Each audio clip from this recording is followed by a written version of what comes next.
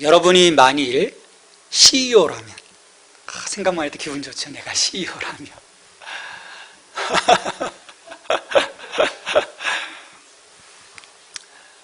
그래서 어떤 그 빅 프로젝트가 생겼어요. 일단 그 빅 프로젝트를 누구에게 맡기시겠습니까? 그 회사 내에서.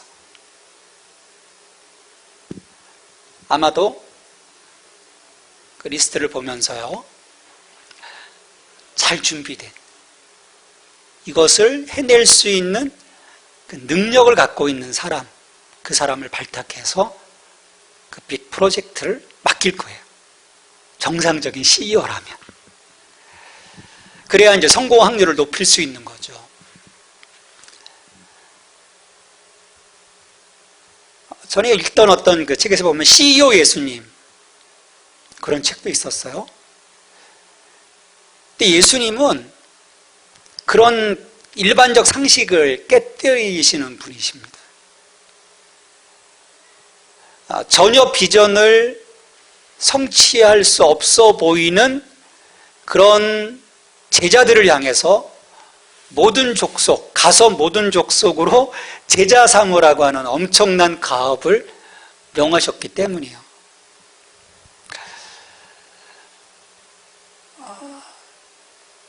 마태, 마가, 누가, 요한 네 곳에서 마지막에 예수님이 제자들에게 주신 하나님 나라의 선교입니다. 이건 굉장한 프로젝트인 거예요. 아버지의 마음인 거예요. 모든 사람이 구원 얻기를 원하시는 그 아버지의 마음이 투영된 큰 프로젝트입니다. 그런 제자들에게 맡기는 거예요. 예수님 앞에 있는 이 제자들의 면모를 보면 누가 보아도 사실은 마음이 놓이질 않아요. 한 명은 예수님 따라다니다가 3년 마지막 끝에 예수님을 배반하고 자살했죠. 또 11명, 예수님이 잡힐 때 다 도망갔지 않습니까? 한 명은 심지어 빨개 벗고 도망갔어요.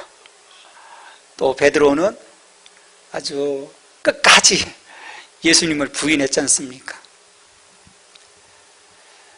그리고 오늘 본문에서도 보면요, 부활하신 예수님의 명을 받아 어디로 갑니까? 갈릴리로 가죠. 이방 땅 갈릴리. 그 보내시는 그 목적이 굉장히 중요하죠. 처음에 그 복음이 시작된 그 자리, 그곳에 보내시는 거예요. 거기 와서 모입니다. 그리고 예수님 앞에 나와서 예수님을 경배해요. 여긴 11명만 나와 있는데 아마도 그 11명뿐만 아니라 그 사도행전 초반부에 나왔던 그 500여 명의 사람들도 같이 주님 앞에 나왔을 거라고 생각을 해요. 그럼 여러분, 부활을 목격했어요. 살아계신 주님을 보았어요. 물론 처음에 의심했지만, 도마도 의심했지만 어떻게 합니까? 확인했지 않습니까? 그런데도 이 순간에 여전히 의심하는 인간들이 있는 거예요. 그런 제자들인 거예요. 우리 17절 말씀 보면 예수를 배웁고 경배하나 아직도 의심하는 사람들이 있더라. 배웁고 경배하는데 아직도 의심하는 자들이 있는 거예요. 근데 예수님은요, 이들의 부족한 모습을 주목하지 않으셨어요. 참 이게 다른 것이죠. 저라면 저 부족한 것 어떻게 맡겨야 못 맡겨 라고 생각할 수 있을 텐데 주님은 그렇지 않으셨어요. 오히려 주님은 오합지졸과 같은 이 제자들에게 지상명령, 대위임령을 내리시는 거죠. 어떻게 저런 이들에게 가서 모든 민족을 제자 삼으라 말할 수 있을까? 그렇게 우리가 생각할 수도 있겠지만 예수님은요, 현재를 보신 것이 아니에요.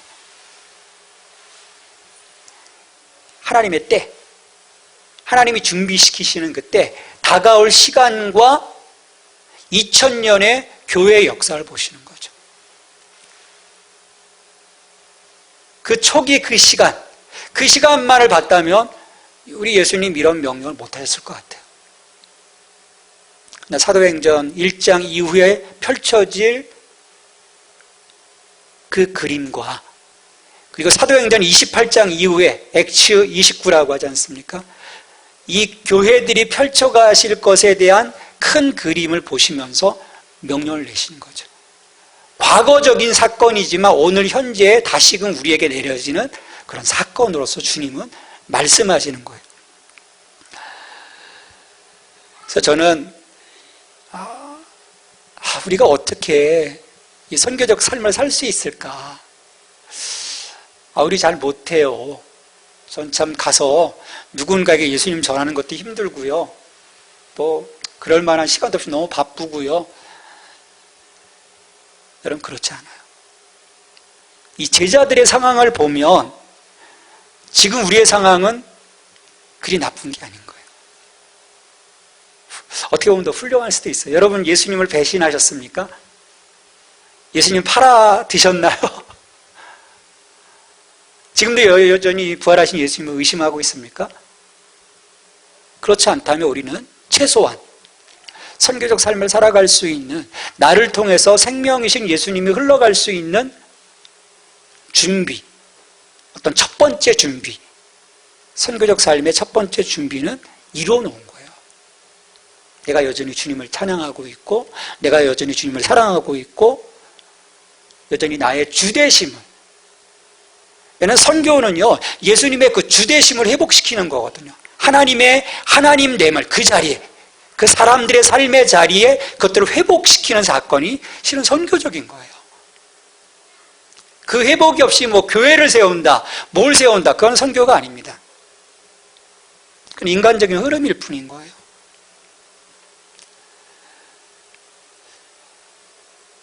이 마지막 때 하나님 나라를 위한 선교적 삶을 수행할 수 있는 그 주님의 그 부르심 앞에 우리는 순종할 수 있어야 될 것입니다. 근데 이것은 첫 단계로서의 준비된 것이지 그대로 나가면 지속적인 역사가 일어날 수가 없어요. 초전박살입니다. 제자들에게 권세가 주어져야 했어요. 권세가. 그것은 바로 예수님의 권세, 예수님의 통치권입니다. 예수님이 그 통치권을 우리에게 위임하셔야 되는 거예요. 자, 이 권세는 오늘 예수님께서 말씀하실 때 어떤 권세라고 합니까? 하나님께로부터 받은 권세. 자, 성육신 하실 때 모든 것을 다 내려놓고 오신 분이신 거죠. 근데 다시금 부활하신 이후에 하늘과 땅의 권세를 다시금 회복하시고 하나님의 아들로서 이제 하나님의 선교 프로젝트에 대한 명령을 지금 위임받아 제자들에게 주시는 거예요. 우리 18절 말씀 우리 같이 읽습니다. 예수께서 나와 말씀하여 이르시되 하늘과 땅의 모든 권세를 내게 주셨으니, 아버지의 권세를 가지고 이 세상을 통치하시는 아버지의 권세, 하늘과 땅의 권세, 우주의 통치권을 가지시고 이 땅에 하나님의 나라가 다시금 회복되어지도록, 그 하나님의 통치가 이루어지도록 제자들을 파송하시는 거예요. 여러분, 이것이 의미하는 바가 뭡니까? 주님의 권세를 우리에게 위임하셨다는 거예요. 여러분, 우리는요 주님의 권세를 소유한 자입니다. 정말 이 예수님의 이 통치권, 예수님의 이 킹십을 여러분들 소유하셨습니까? 여러분, 이것은요 하나님의 창조의 그 첫 시점에서 우리에게 주시는 권세인 거예요. 이 땅을 다스리라, 이 땅을 다스리라, 이 땅을 정복하라, 이 땅에 충만하라. 어떤 억압적 그런 삶이 아닌 하나님 나라의 선교적 삶을 살아가며 사람들을 아우르라는 거죠. 세상을 아우르라는 거예요. 품으라는 것이죠. 예수님의 이 권세를 힘입어서 이제 제자들이 파송되어지는 거죠. 이게 실질적으로 가시적으로 드러나는 사건이 어느 때 일어납니까? 어느 때 일어나죠? 예수님이 말씀하셨는데 이게 실질적으로 그들의 눈에 하나님의 그 권능의 임함이 보여주는 사건이 오순절 사건인 거예요. 그래서 1장 8절, 사도행전 1장 8절에서 예수님께서 승천하시면서 마지막에 뭐라고 말씀하십니까? 오직 너에게 성령의 권능이 임하시면. 아버지께서 예수님께 주셨던 그 권능, 그것이 가시적으로 드러나는 것이 보혜사 성령님의 임하심 속에서 발현되는 거예요. 그걸 받아서 너희들이 가라는 것입니다. 이것은 오늘을 살아가는 우리에게 매우 중요한 것입니다. 우리가 하나님 나라의 선교적 삶을 살아가는 것은요, 단순히 개인의 능력에 의해서 이루어지는 것이 아니라는 거예요. 내가 선교 훈련을 잘 받고, 그래서 뭔가 준비되어져서 컨텐츠는 채워질 수 있는 거죠. 컨텐츠는 채워질 수 있어요.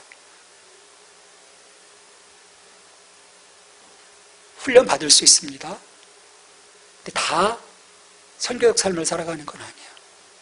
왠지 아십니까? 우리 아버지의 마음으로 가야 되거든요. 예수님의 마음으로. 근데 그것은 내게 아버지의 권능, 그 성령 안에서의 그 권능이 내게 임했을 때 그 아버지의 마음과 우리가 동일시될 수 있는 거예요. 그렇지 않으면요, 가도 간 것이 아니라는 거죠. 우리 로마서 5장 17절 말씀해 보면 우리 같이 읽습니다. 우리 화면에 있는 더욱 은혜와 의의 선물을 넘치게 받은 자들은 한 분 예수 그리스도를 통하여 생명 안에서 왕노릇하리로다. 오직 우리는 주님의 통치권을 대행하여 나갈 때 어둠의 역사를 대행하여 싸울 수가 있는 거예요. 구원의 통로로 쓰임받을 수 있습니다. 오늘 우리를 살아가면서, 우리가 이 땅을 살아가면서요, 이 주신 권세를 상실하지 말아야 돼요. 찾아야 합니다. 찾아야 돼요. 자, 예수님은 이처럼 하늘과 땅의 권세를 가지시고 제자들에게 권세를 부여해 주시고 파송하시면서 무엇을 명하십니까? 예루살렘과 유대를 넘어 모든 민족에게 나아갈 것과 그들을 제자로 삼아 세례를 베풀 것을 명하십니다. 우리 19절 말씀 같이 읽습니다. 그러므로 너희는 가서 모든 민족을 제자로 삼아 아버지, 아들과 성령의 이름으로 세례를 베풀고. 선교적 삶은요, 무엇보다도 자기의 삶의 범주 안에 안주해 있는 것이 아닙니다. 그 경계를 넘어 타인에게로 나가는 거예요. 우리는 자꾸 선교하며 어떤 타문화권에 대한 것만 생각하죠. 어떤 지역적인 것만 생각한 것입니다. 아니에요. 땅끝은 저 멀리 있는 것만이 아닙니다. 내 삶의 이 바운더리를 끊어내고 타인에게로 나아갈 수 있는 그 행동이 우리 가운데 필요한 것이죠. 자신만의 구원에 만족한다면 복음은 결코 흘러갈 수 없습니다.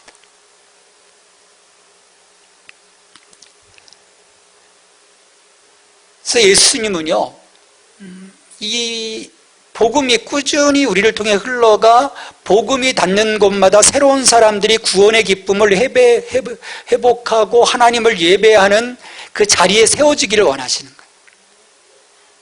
여러분, 그게 선교입니다. 예배가 없는 곳에 예배가 세워져 하나님의 이름에 그 합당한 예배를 올려드리도록 하는 것, 그 하나님의 통치권이 그 자리에 회복되게 하는 것, 그게 선교인 거예요.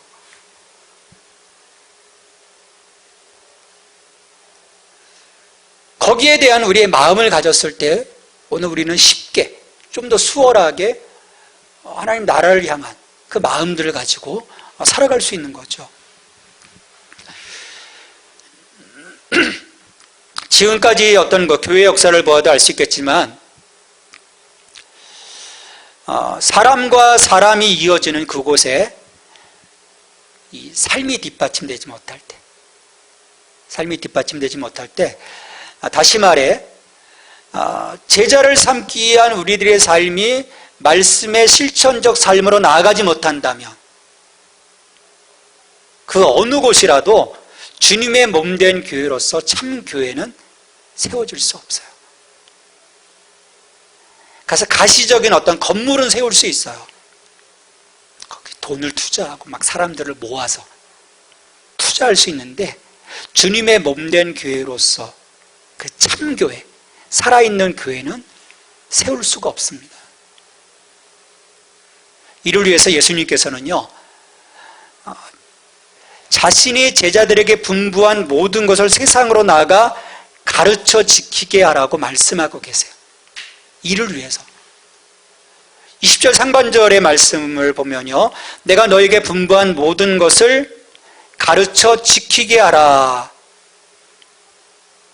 내가 너에게 분부한 모든 것을 가르쳐 지키게 하라. 가르친다고 다 지켜질까요? 여러분 어떻습니까? 내가 가서 예수님을 잘 가르쳤다고 저 사람이 그 가르침대로 살아갈 수 있을까요? 그 가르침의 영이 서는 그 순간은 어떤 것일까요? 내 안에 말씀이 있을 때예요. 내 안에 말씀에 대한 실천적 삶을 통해서 내 앞에 있는, 나를 통해서 복음의 이야기를 듣는 그 사람이 나에게서 예수님의 향기를 느꼈을 때예요. 거룩함이 있을 때예요. 세상과 구별된 다른 사람의, 자기가 알고 있는 그 상식적인 사람들과는 다른 사람의 그 모습이 그 앞에 있을 때, 그 사람을 통해서 흘러간 그 생명의 말씀이 그 상대방에게도 뿌려져서 30배, 60배, 100배로서의 열매가 맺힐 수 있는 거죠. 바리새인들이 왜 예수님께로부터 맹비난을 받았습니까? 자기들은 그렇게 하지 못하면서 다른 사람들을 최대한 정죄했기 때문이에요. 다른 사람들을 실족해 했기 때문이죠. 그들이 하나님을 가로막은 거예요.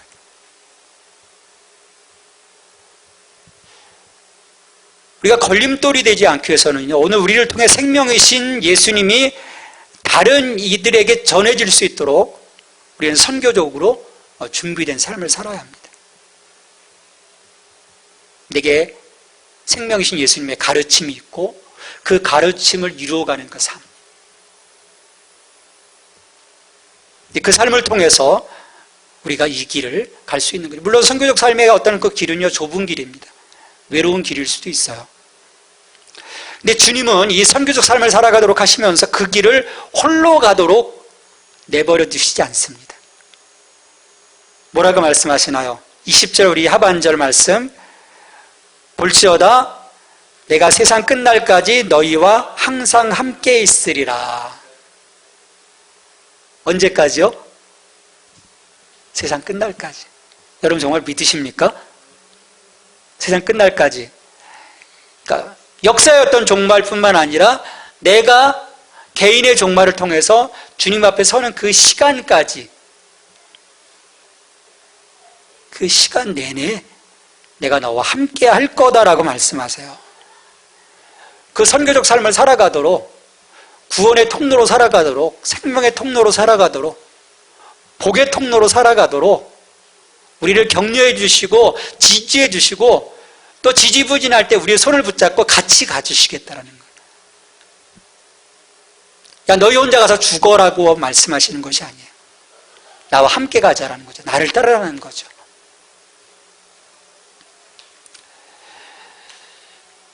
예수님의 임재와 이 권한의 부여가 없다면요, 우리는 결코 선교적 삶을 살아갈 수 없어요.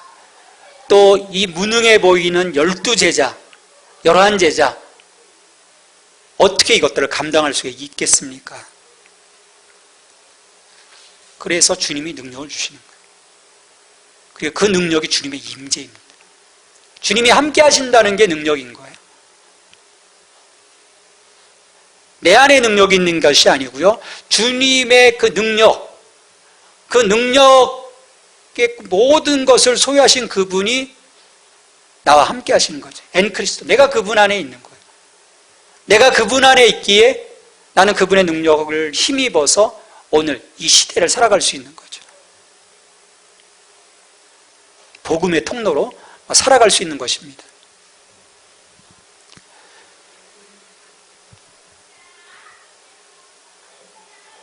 이 제자들이 예수님의 그 명령을 받아 그 40일간 함께하고 10일간 기도하고 성령 받아 나갈 수 있었던 그 출발점은요, 이 한 사람 한 사람, 이 500여 명의 이 제자들이 살아계신 예수님, 그 예수님을 만났기 때문에, 물론 앞에서 계신 예수님을 의심하기도 했지만 그분을 정말 보지 못했다면 이들이 나가서 죽을 수 있었을까요?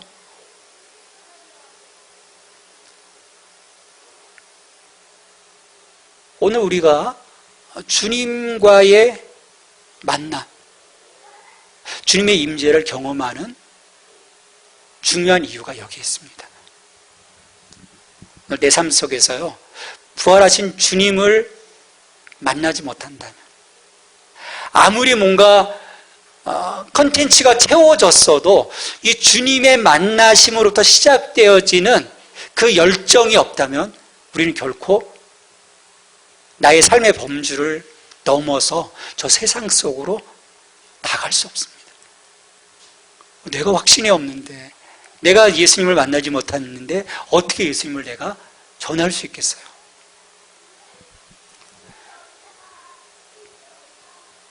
그래서 오늘 기도할 수 있어야 돼요. 주님, 내가 부활하신 주님 앞에 서기를 원합니다. 왜냐하면 우리가 교회 안에 있다는 것은요, 우리에게 주신 이 예수님의 이 말씀하심, 복음서 끝에는 처음에도 말씀하셨지만 부활하신 예수님이 열방에 복음을 전하도록 제자 공동체를 파송하는 이야기로 다 끝을 맺습니다. 오늘 본문 말씀도 그렇죠. 28장, 마태복음 28장 16절, 20절, 누가복음 24장 44절로 49절, 요한복음 20장 19절, 23절, 사도행전 1장 8절, 다 그렇습니다. 이것은 매우 중요한 것을 얘기하는 거예요. 이러한 파송들은 사실상 새로운 언약 공동체의 정체성과 역할을 확립해 주는 거예요. 선교적 삶의 교회와 그리스도의 정체성이라는 거예요. 그러니까 선교적 삶은 선택이 아니라는 거예요. 필수적 삶이라는 거죠. 교회의 출발점이 거기에 있습니다. 너희들 복받고 하늘에 복받고 잘 살아가 아니라 너희는 통로라는 거예요. 구원이 흘러가는 통로, 선교적 삶을 살아가는 그것이 우리의 정체성이라는 거죠. 그러니까 어떤 그 단순한 선교의 실천이 아니라 우선적으로 교회 자체의 삶, 그리스도인의 삶과 관련되어 있는 거예요. 그러니까 교회, 오늘 나는 모든 사람을 그리스도에게로 이끌기 위해 세상으로 보냄을 받은 한 몸이고 그 한 몸 속에 나라는 거예요.